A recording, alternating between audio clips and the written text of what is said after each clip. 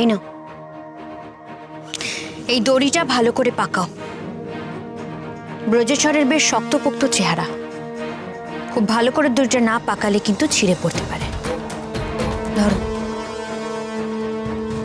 কি হলো, ধরো।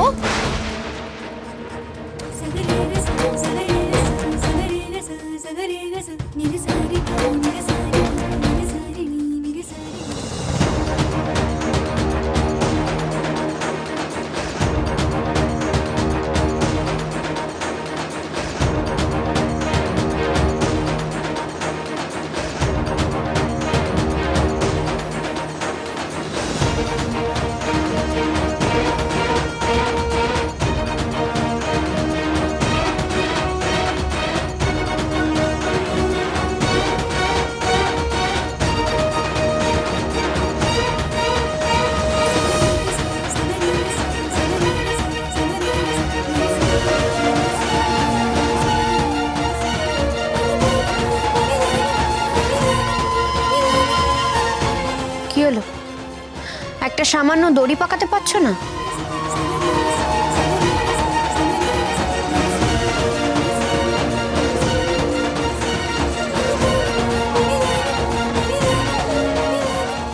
আমি কি করছি? নিজের স্বামীর মৃত্যুর জন্য ফাঁসির দড়ি তৈরি করছি। এই মেয়ে এমন কেন করছে? ব্রজেশ্বরের ফাঁসির আদেশ শোনার পর থেকেই কেমন যেন অস্থির হয়ে পড়েছে। প্রচন্ড কষ্ট হচ্ছে যেন ওর।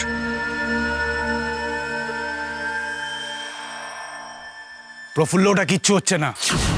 কি করছো এটা? এইভাবে যদি বাঁধো তাহলে ব্রজেশ্বরকে ফাঁসিতে ঝোলানো যাবেই না। এটা কি হয়েছে ভালো করে দেখো, আগে শেখো। এই দেখো, এইভাবে শক্ত করতে হবে, টেনে বাঁধতে হবে যাতে ভার পড়লে নাক ছিঁড়ে যায়। শক্ত করে, শক্ত করে টানো, বাঁধো। ধরো, এটা ধরো শক্ত করে।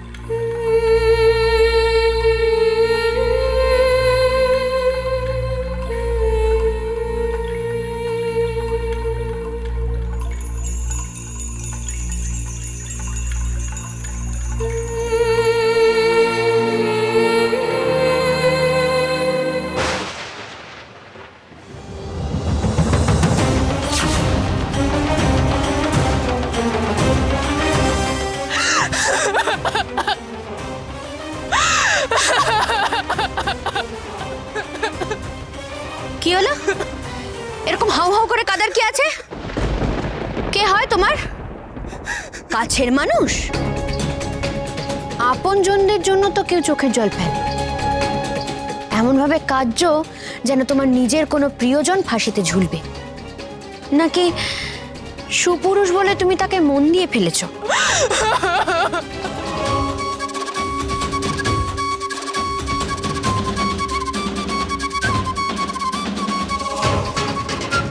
ঠাকুর তোমাকে দেশের দশের জন্য ভাবতে বলেছিল, আর তুমি কি না একজন অত্যাচারী জমিদারের ছেলের জন্য এভাবে হাউ হাউ করে চোখের জল ফেলছো?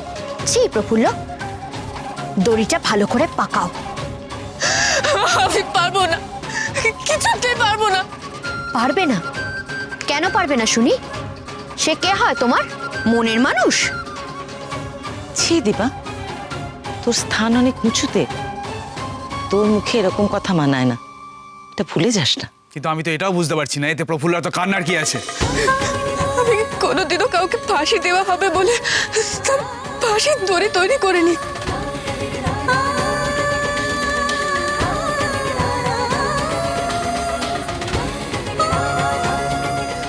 নির্দোষ মানুষকে প্রাণে মারা সবচেয়ে নির্মম আর অন্যায় কাজ, সেই কাজটা আমাকে করতে হচ্ছে। এটা কি সহ্য করা যায়? না, সহ্য করা যায় না তো। যে কোনো সাধারণ মেয়ে এই কাজ সহ্য করতে পারবে না। কিন্তু তুমি তো আমাদের দলের মন্ত্রে দীক্ষিত, তোমার মধ্যে আরো মানসিক দৃঢ়তা আনতে হবে।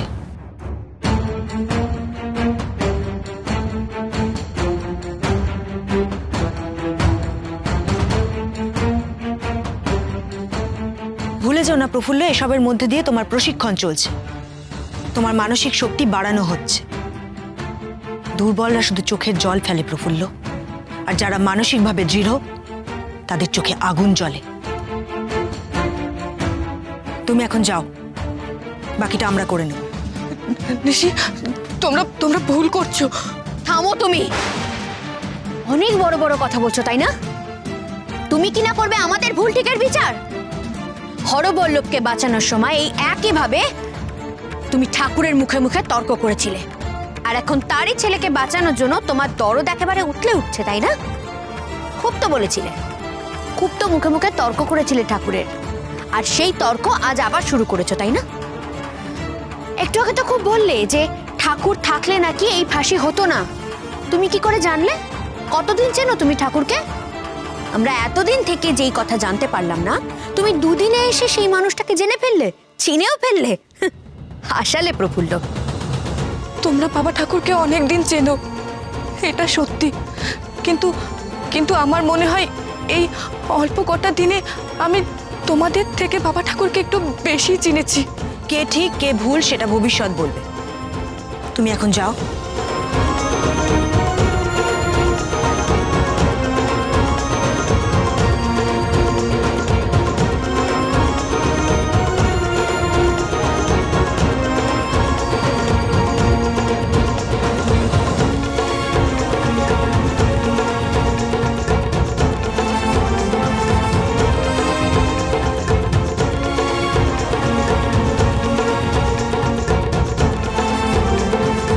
তোমরা কাজ শেষ করো, কাজ শেষ হলে আমাকে খবর দেবে। আর ঠিক 2 প্রহর পরে ব্রজেশ্বরের ফাঁসি হবে।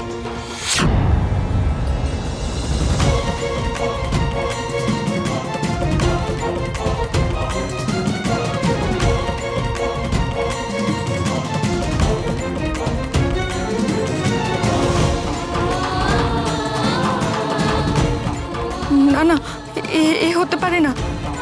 ওরা জানে না যে ওরা কি অন্যায় করতে চলেছে, কিন্তু আমি তা হতে দিতে পারি না। আমি থাকতে ওনার কোনো বিপদ হতে পারে না। না না, হাতে আর সময় নেই, যা করার এক্ষুনি করতে হবে, এক্ষুনি।